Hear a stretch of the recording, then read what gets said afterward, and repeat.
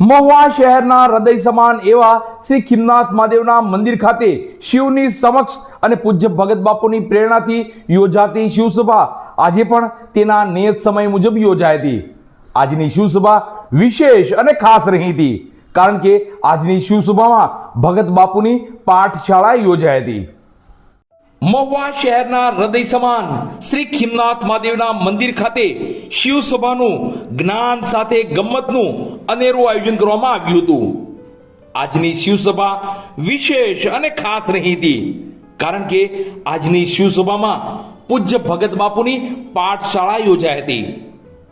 શ્રી ખીમનાથ મહાદેવના મંદિર ખાતે શિવની સમક્ષ અને પૂજ્ય ભગત બાપુની પ્રેરણાથી યોજાતી શિવસભા આજે પણ ધાર્મિક વાતાવરણ વચ્ચે યોજાઈ હતી। આજની શિવસભા વિશેષ અને ખાસ રહી હતી। આજની શિવસભામાં જ્ઞાન સાથે ગમ્મત સાથે પૂજ્ય ભગત બાપુની પાઠશાળા યોજાઈ હતી। પૂજ્ય ભગત બાપુની પાઠશાળા હોય એટલે ધાર્મિક વાતાવરણ ઊભું થઈ જતું હોય છે। પૂજ્ય ભગત બાપુએ આજે રામાયણ આધારિત, મહાભારત આધારિત અને સનાતન ધર્મ આધારિત મૌખિક પ્રશ્નાવલી પૂછી એક ધાર્મિક પરીક્ષાનું સુંદર આયોજન કર્યું હતું।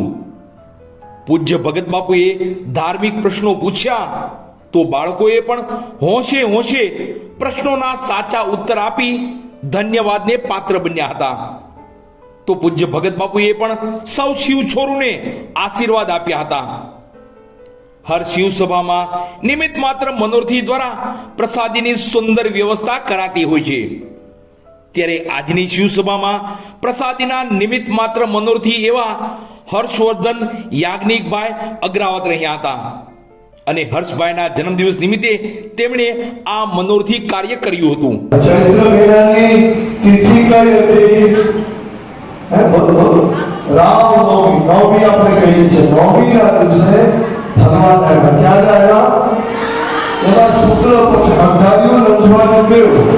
પહેલા શરૂઆત 15 દિવસ હોય એને શુક્લ પક્ષ કહેવાય। શું કહેવાય? શુક્લ પક્ષ અંજવાનું કહેવાય। એમાં ચંદ્રમા ધીરે ધીરે મોટો થતો જાય। એકમ, બીજ, ત્રીજ, ચોથ, પાંચમ, પૂનમ તો મોટો પૂનમનો ચાંદ થઈ જાય। પછી ચંદ્રમા દિવસે દિવસે નાનો થતો જાય અને અમાસમાં અંધારી રાત થઈ જાય। આવું હોય છે।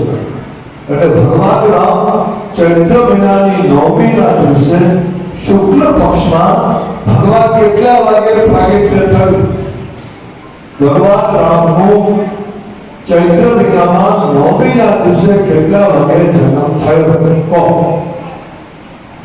હવે આપણે ઊંચી કરવા આવે ભગવાન કેટલા વાગે રામ આવ્યા? કૃષ્ણની ખબર છે ને? કૃષ્ણ રાતના આવ્યા કે દિવસના? રાત્રિના। ભગવાન રામ રાત્રે આવ્યા કે દિવસના? દિવસના આવ્યા તો કેટલા વાગે આવ્યા? કોણ બોલ્યું? બોલ બેટા, ઉભી થા। કોણ બોલ્યું હમણાં? બોલી બરાબર બોલી હતી? બોલી જા, ઉભી થા। કેટલા વાગે બોલી હતી? બોલ બેટા, એક જ બોલી। ખોટું, રોંગ। રાત્રિના કૃષ્ણનો જન્મ છે 12 વાગે। બોલ બેટા, એ બોલતું છે 12 વાગે જોરદાર તાળી। બપોરના ચૈત્ર મહિનામાં નવમીના દિવસે ભગવાનનો બપોરે 12 વાગે જન્મ થયો।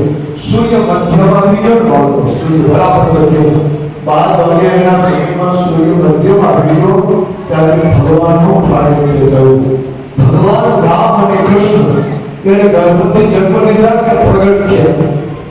ઓમ સરસ્વતીએ નમઃ। શું બોલવાનું? ઓમ સરસ્વતીએ નમઃ। ઓમ સરસ્વતીએ નમઃ। ઓમ સરસ્વતીએ। આવડી ગયો બાળકો બધાને? આવડશે તમને બોલતા? હાઉ ઇઝી છે? એકદમ નોર્મલ મંત્ર છે। આપણે વિદ્યા મંત્ર અને આપણા નવ દુર્ગા, આપણી દુર્ગા કેટલી છે માતાજી? નવ દુર્ગા સાથે આપણે જોડાયેલા છે।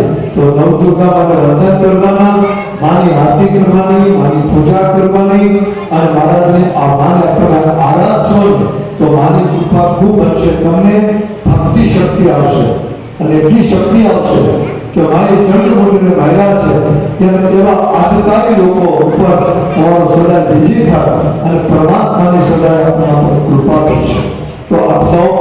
આવતીકાલે અનુષ્ઠાનના રૂપમાં બીજા છોકરાઓ જે કરે તે આપણે સવારમાં માતાજી પાસે બેસી અને માળા હોય તો ઠીક છે, ન માળા હોય તો આંગળી નાખેલું ઓમ સરસ્વતીએ ઓમ શબ્દ લગાડવો, ખાલી સરસ્વતી નહીં બોલવું. કોઈ પણ મંત્ર હોય ને એની આગળ ઓમ લગાવી દો ને એટલે 20 મંત્ર બની જાય. કારણ કે આપણે જે સંસ્કૃતમાં કે મોટા અઘરા શ્લોકમાં આપણને ના આવે એટલે આપણે સહજ મંત્ર આવડે છે. માત્ર જે સંસ્કૃતમાં બહુ પ્રયત્ન મંત્ર આવે છે. સરસ્વતી नमस्ते शारदे देवी वीणा पुस्तकधारिणी विद्यारम्भं करिष्यामि प्रसन्ना भव सर्वदा. આપણા મંત્રો છે, મોટા મોટા શ્લોક છે, પણ આટલા બધા કોઈ વિપરીત વાણી પાવરફુલ છે ને બધું એ જ. મારા સાધુભાઈ છે, એના દીકરાનો દીકરો જુનાગઢ છે, જેનું નામ છે હર્ષવર્ધન. એના આજે બર્થડે આવતીકાલે છે, પણ એ બર્થડે નિમિત્તે તમને હવે તમારા બધા માટે સરસ મજાનો ઇડલી સંભારનો નાસ્તો રાખ્યો છે. એના માટે જોરદાર તાળીઓ. બહુ રાજ્યના સેવામાં પીરાવાનો નિયત લાવવાના છે, સરસ મજાના રસ કરવા લાવવા માટે.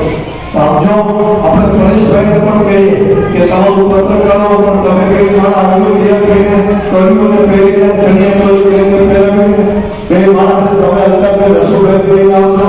બધા તમે બધા લોકો આવતા રહેવા આપણે આપણા શિવ સભા પરિવાર આપણે રાસોત્સવ કરેલો છે, શિવ રાસોત્સવ. એનું નામ શું છે? શિવ રાસોત્સવ. એમાં આપણે બધા 5 થી 6:30 સુધી આપણે શિવ રાસોત્સવ કરશું. તો આપ સૌ આ કાર્યક્રમ આવવા વિનંતી. તો આજની આ સભાને